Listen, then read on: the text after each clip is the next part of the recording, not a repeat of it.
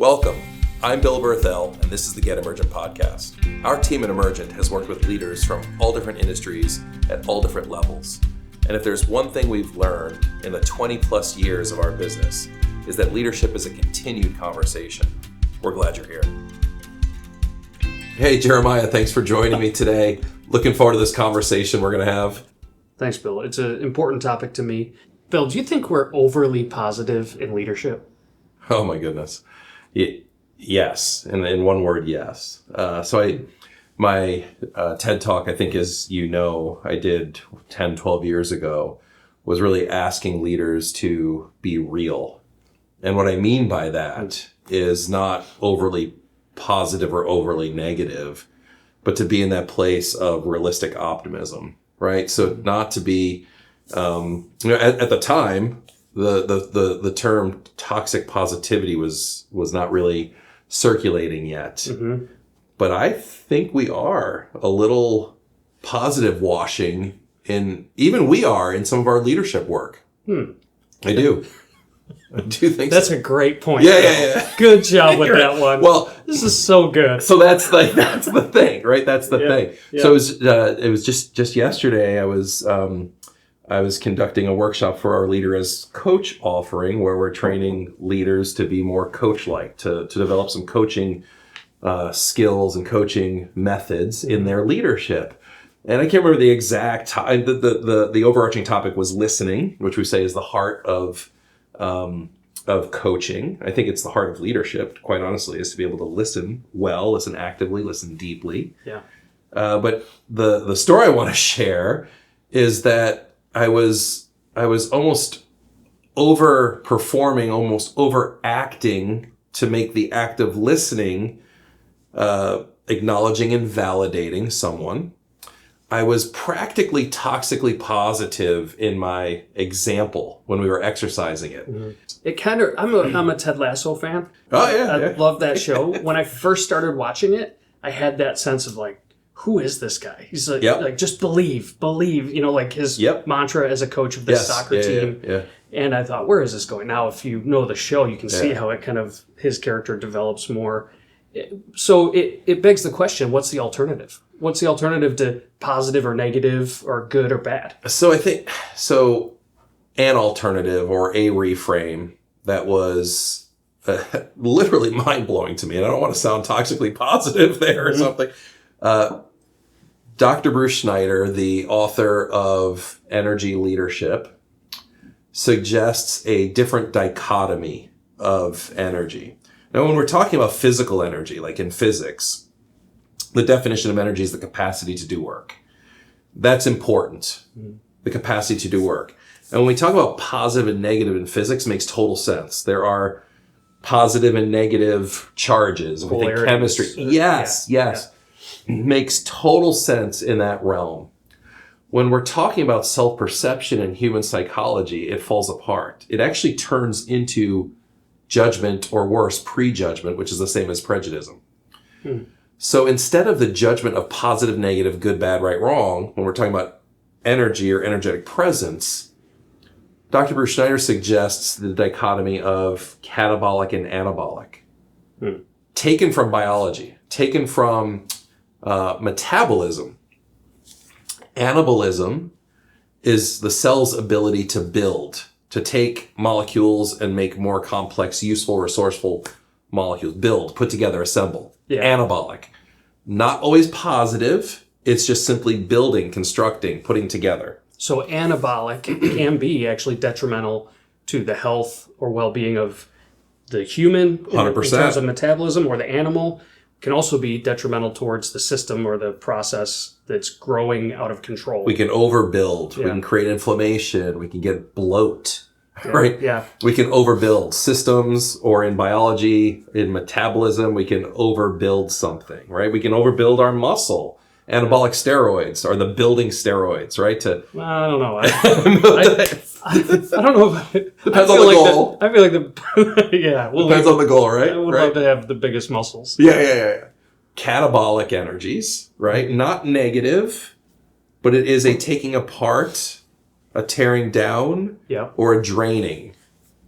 So that's the That's the burning of the calorie. That's the metabolism of the food for fuel in metabolism terms, right? It's breaking down both at a molecular level and systematically breaking down the object. So it's not negative, it's essential. Right. Right? For biology, it's essential for us as creatures, all animals and plants, right? They need to be able to break down complex molecules into simpler molecules that the cell can use. Yeah. So catabolic is sometimes thought of as negative because it's draining. It can be thought of as conflict or resistance sometimes. But when applied in a resourceful way, it's positive. So I used to be in human resources, and some of my colleagues lovingly would say I'm the hire and fire guy. Mm-hmm. Did not like that title. Yeah. Right? Actually, I love the hiring side. I didn't love the firing side, right? Yeah. But I often thought about it as like, that's the anabolic catabolic in a way, right? Yeah. So I was crazy fortunate that the very first person I had to terminate in a leadership role turned out to be an amazing story. Now, the process of letting that person go was horrible because I kind of befriended this guy. He was a really nice guy. Got to work with him for a couple years. Liked him personally. His performance, even after performance improvement plans and so forth, just couldn't get it. Just couldn't bring him there. And he knew, like, the writing was on the wall. But you have that event, you have that sit down conversation and the process of letting someone go. And it was emotional and it was, tear filled, and I did not want to do it. Right? It was draining. Right. For him too. Right? It was about 9 months later, maybe a year, I get this call from John. And didn't expect it. I hadn't heard from him at all and didn't expect to. It wasn't a close friendship. It was like a work friendship, right? So I didn't expect a relationship after that. And he said, hey, I want to close the loop with you. You did me the biggest favor letting me go that day. He said, I was only a few credits away from finishing my master's in education. I went back to school and I just landed my dream job as an art teacher. Wow. If I didn't have that like kind of forcing function of getting thrown back out in the world, I wouldn't have done this, and I'm in the right place now. Yeah. And so like every time I go into a catabolic conversation, what I think is going to be a catabolic conversation and maybe draining, not to positive wash it, I remind myself this might be a very necessary pivotal conversation for me and someone else. Yeah. Yeah. And it reframes the intention that you set towards the conversation. 100%. To say, what needs to be broken down here? What are the things that intentionally need to be separated and pulled apart so that the pathway towards the final mission or the next mission, if you're thinking in terms of the long game, can be accomplished? In that case with John, the separation happened so that he could build toward that thing. So it's that catabolic state moving into an anabolic state of building up. It's really unknown to anyone in the situation until those things unfold. Right. Yeah. Yeah. And we so often fall into the false dichotomy of it's either got to be good or bad. That's right. It's either got to be the best day or the worst day. And we might not even think of it that way, but when somebody asks us, hey, how was that meeting? How was the day? How was that conversation you had with John?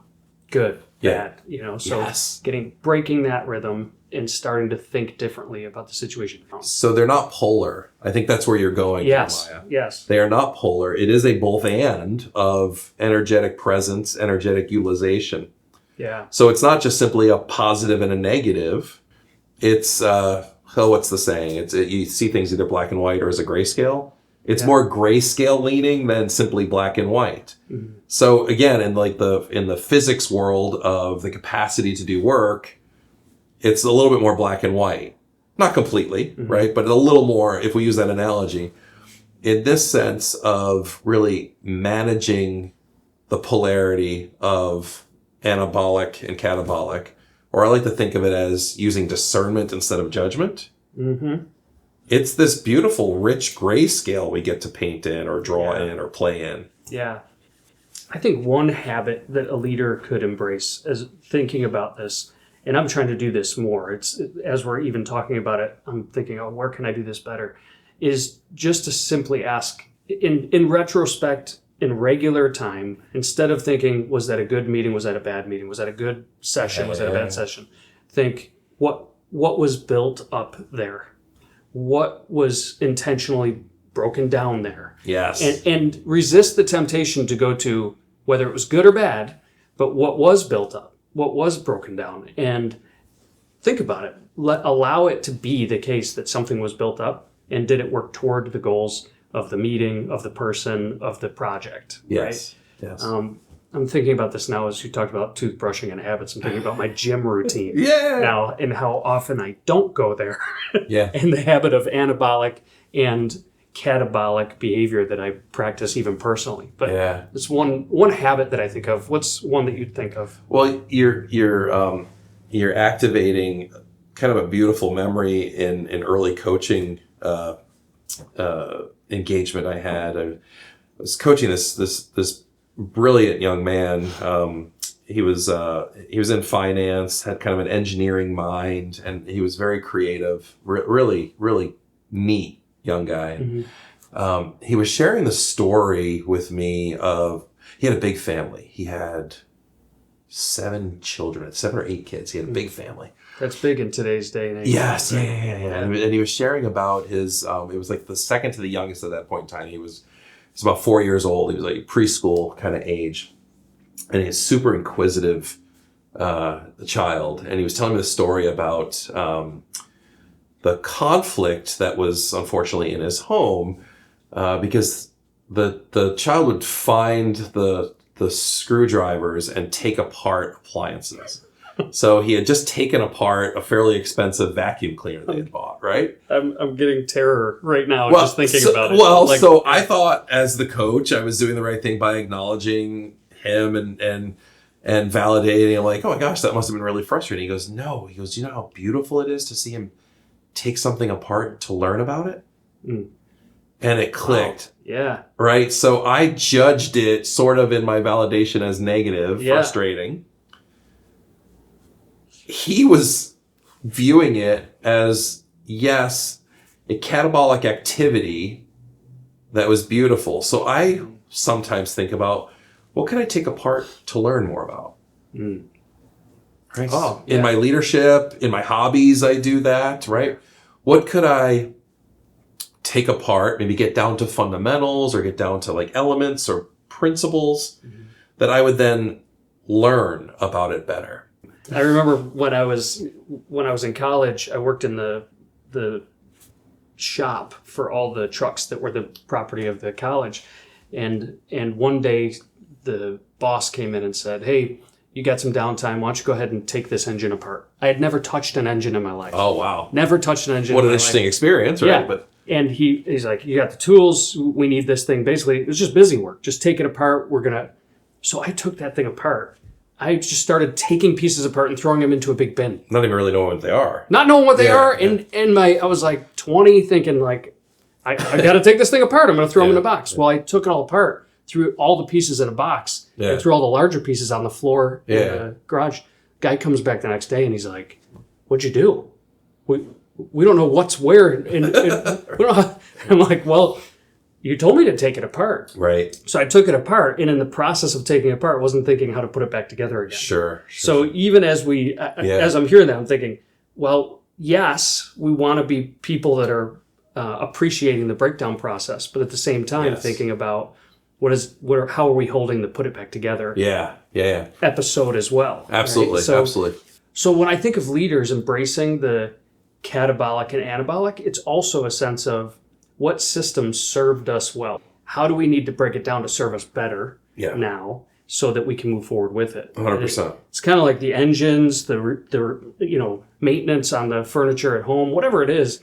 Are we willing to do the hard thing of breaking things down that have served us well so that they can serve us or our teams better in the future organization? Or even if the systems aren't serving us well, we sometimes resist investing the energy that's needed to either improve them, make them serve better, or make them serve more efficiently, more people, more clients, whatever that is. Yeah. Because an established system is difficult to shift or change.